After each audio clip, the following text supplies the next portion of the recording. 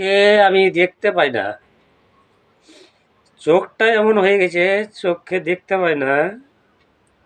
আর কাজ করছি কি না তো কাজে মানে ঠিকভাবে উলম্ব দেখতে পাওয়া যায় না। যা কিছু না কিছু পাপ করেছি বলে এত এরকম অবস্থা হয়েছে। তো কাজে কিন্তু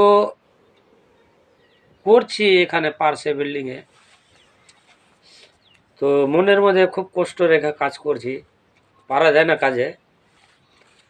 মানে ওজন তুলতেই পারছি না আমি, এত মানে কষ্ট হয়েছে কাজ করাতে। তো খাওয়ার জন্যে খালি এই পেটের জন্যে মানে কাজ করতে হয়েছে। কাজ না করলে কেউ ভালোবাসবে না, ছেলে মেয়ে যতই হোক, বাপ মায়ের কষ্ট কেউ বুঝবে না। পেট তাদের সুখী তো সব সুখী, পেট সুখী না তো কিছুই সুখী না।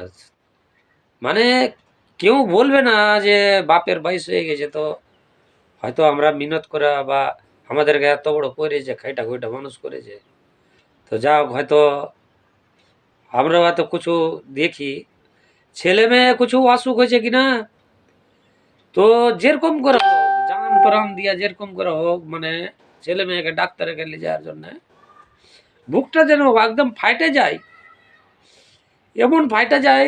ছেলে মেয়েকে ডাক্তারের কাছে নিয়ে যাওয়ার জন্য যে পয়সা যদি না থাকে তো লোকের কাছে দৌড়াদৌড়ি করতে হয় যে ভাই কিছু পয়সা দিয়ে আমার ছেলে মেয়েকে ডাক্তার কাছে নিয়ে যেতে হবে। তো আমরা ডাক্তারের কাছে নিয়ে যাওয়ার জন্য মানে কোশিশ করি।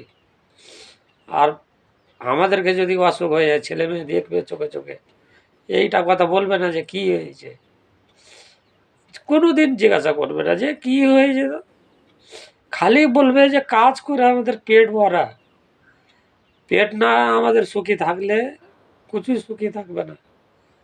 তো সেরকম হয়েছে কথা জীবনে।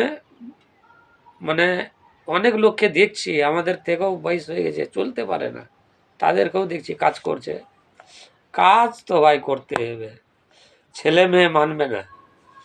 তোমার যত হাড় তোমার কিডনি বিক্রি করে দিতে হয় তো স্বীকার, তুমি নিজের যদি কিডনি বিক্রি করে দাও তো বাপ মা বলবে, ছেলে মেয়ে কখনো বলবে না যে কি কিডনিটা কিসের জন্য বেচলি, এই কথাটা কোনোদিন বলবে না। ওরা খালি খাওয়ার চাই। তো কি আর কি বলবো, মানে খুব কষ্ট হয়েছে কাজ করতে, কাজে পারি না, তাও খুব কষ্ট করে কাজ করছি আমি।